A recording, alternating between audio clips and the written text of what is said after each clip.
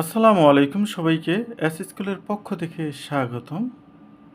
তো প্রিয় বন্ধুরা, আজকে আমি দেখাবো যে ব্যঞ্জন বর্ণগুলো কিভাবে সুন্দর করে লিখতে হয়। তো আমরা সবাই জানি যে সুন্দর হাতে লেখার জন্য আগে যে কাজটি করতে হবে সেটি হচ্ছে সুন্দর করে বর্ণগুলো লিখতে হবে। তো আমি আজকে ৩৯টি ব্যঞ্জন বর্ণ লিখে আপনাদেরকে দেখাবো। তো শুরু করা যাক। তো প্রথম লিখব ক। ক লিখতে হলে প্রথমে একটা টান দিতে হয় সোজা, দিয়ে সোজা নিচে নামাতে হবে। তবে সোজা দাগের কোনো বিকল্প নেই। যেখানে সোজা দাগ দেওয়া দরকার সেখানে কিন্তু সোজা দিতে হবে, একটু বাঁকা দিলে কিন্তু লেখা সুন্দর হয় না। তারপর এখান থেকে এনে বাঁকা করে এটার সাথে মিলিয়ে দিব, তারপর লিখব ক। এখন খ লিখব।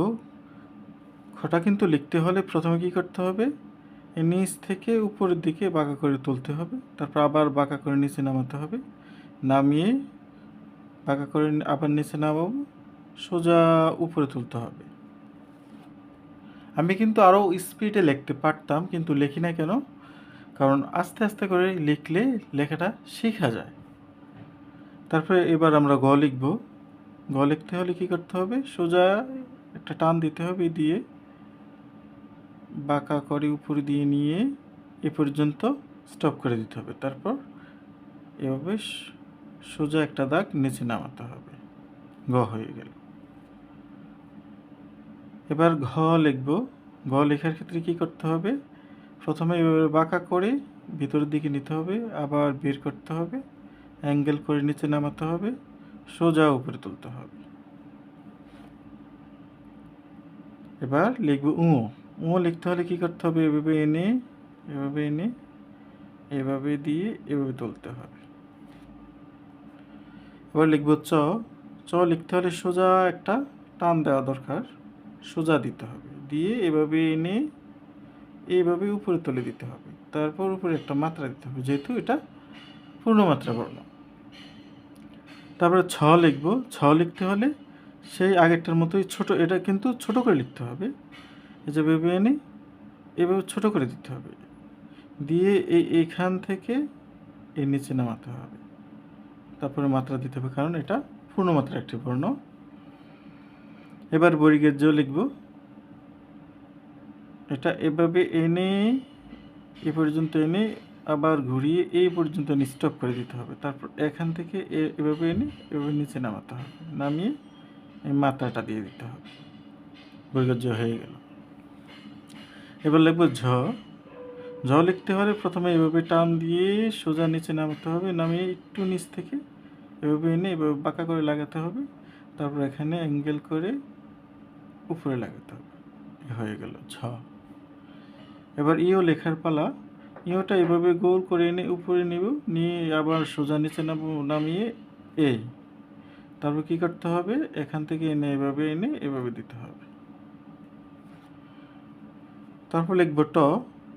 ট লিখতে হলে কী করতে হবে, প্রথমে একটি মাত্রা দিতে হবে সোজা করে। সোজা দাগের কিন্তু বিকল্প নেই, আমি বারবার বলছি, দাগটি সোজা হতে হবে, তারপর সোজা নিচে নামিয়ে এভাবে এনে এভাবে দিতে হবে, তারপর একটি মাত্রা দিতে হবে। এবার লিখব ঠ। ঠ লিখতে হলে কী করতে হবে, এভাবে বাঁকা করে এনে এই পর্যন্ত এনে আবার নিচ থেকে এনে এটার সাথে যুক্ত করে এই উপরে তুলে দিতে হবে, তারপর একটি মাত্রা দিতে হবে। এবার লিখব ড। ড লিখতে হলে মাত্রাটা দিয়ে নিয়ে আমরা এখান থেকে সোজা নিচে নামাবো, এভাবে আনবো, এভাবে এনে এই পর্যন্ত স্টপ করে দিতে হবে। আবার ঢ লিখব। ট এর মতোই হবে এটা, এবার একটা মাত্রা দিব, দিয়ে এখান থেকে এখান থেকে এবার লিখব মূর্ধন্য। মূর্ধন্য লিখতে হলে আমাদের কী করতে হবে, এখানে একটি এভাবে গোল করে দিয়ে এভাবে এনে এই পর্যন্ত এনে স্টপ করে দিতে হবে, তারপর এখান থেকে একটি মাত্রা এনে এভাবে টান দিয়ে দিতে হবে। এবার লিখব ত।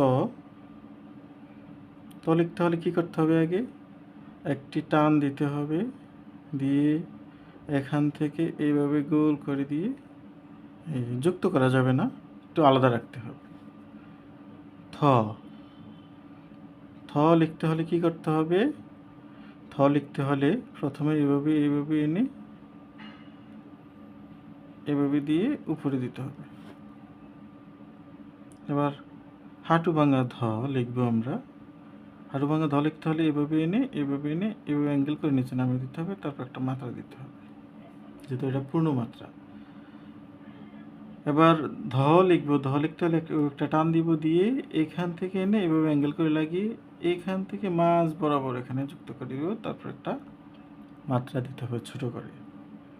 বা দন্তন্য লিখতে হলে এভাবে টান দিব, সোজা নামিয়ে এখানে এভাবে দিতে হবে। তাহলে ত থ দ ধ দন্তন্য। এবার প লিখব। প লিখতে হলে টিক চিহ্নর মতো এইভাবে উপরে দিতে হবে, দিয়ে এভাবে এনে এই পর্যন্ত এনে তারপর উপর থেকে সোজা নামিয়ে দিতে হবে। ফ লিখব। এভাবে এনে এইভাবে অ্যাঙ্গেল করে এই পর্যন্ত, এই উপরটার সাথে যুক্ত করা যাবে না, তারপর একটা মাত্রা দিয়ে দিতে হবে। ভ লিখব। ভ লিখতে হলে যুক্ত করা যাবে না, এইভাবে আলাদা রেখে এভাবে দিতে হবে। ফ ফ ব ভ। ভটা পরে হতো, আচ্ছা যাক লিখে ফেলছি। এই ভটা লিখি তো এখন। এভাবে এনে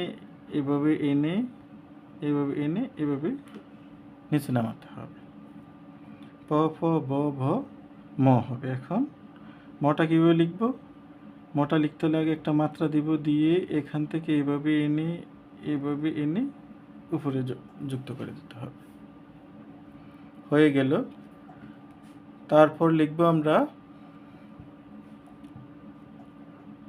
জ লিখব। জ লিখতে হলে একটা মাত্রা দিব, দিয়ে এখান থেকে এনে এভাবে অ্যাঙ্গেল করে নামিয়ে যুক্ত করে দিতে হবে।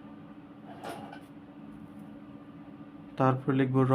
র লিখতে হলেও কিন্তু এভাবে একটা টান দিয়ে নিচে নামাতে হবে, এভাবে অ্যাঙ্গেল করে এভাবে দিতে হবে। তারপর লিখব ল। ল লিখতে হলে একটা মাত্রা দিব, দিয়ে এখান থেকে এভাবে এনে এই জিনিসটা ছোট হবে, তারপর একটা বড় করে তাহলে লটা সুন্দর হবে।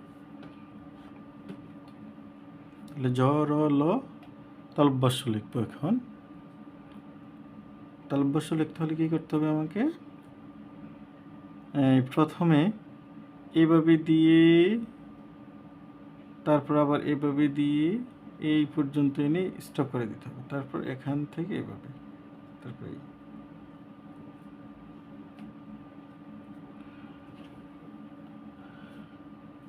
তারপর মূর্ধন্যস্য লিখতে হলে কী করতে হবে? এখানে টান দিয়ে এভাবে দিয়ে উপরে উঠিয়ে দিতে হবে, মাঝখান থেকে যুক্ত করে দিতে হবে। তারপর লিখব আমরা দন্তস্য। দন্তস্য লিখতে হলে কী করতে হবে? এভাবে এনে এভাবে উপরে উঠিয়ে দিতে হবে, দিয়ে এভাবে সোজা তুলতে হবে, তারপর একটা মাত্রা দিয়ে দিতে হবে। তাহলে জ র ল তালব্যস্য মূর্ধন্যস্য দন্তস্য লেখা হলো। তারপর লিখব হ।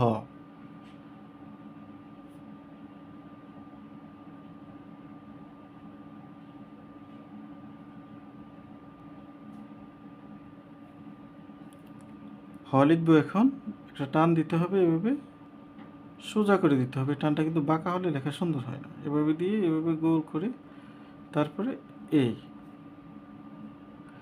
তারপর কি লিখতে হবে? নয়সুন্দর লিখতে হবে। একটা টান দিব, দিয়ে এইভাবে এনে নিচে একটা বিন্দু দিতে হবে। তারপর লিখব ঢয়সুন্দর ঢসুন্দর হ। তারপর লিখব কি? অন্তস্তীয় লিখব। এভাবে টান দিয়ে এভাবে এনে এভাবে দিতে হবে। তারপরে খণ্ডতর লেখা কিন্তু খুবই সহজ। এভাবে এনে এভাবে দিতে হবে। তারপরে অনুস্বার এ, বিশুরু এই, চন্দ্রবিন্দু চ। তাহলে এই হয়ে গেল 39টি ব্যঞ্জনবর্ণ।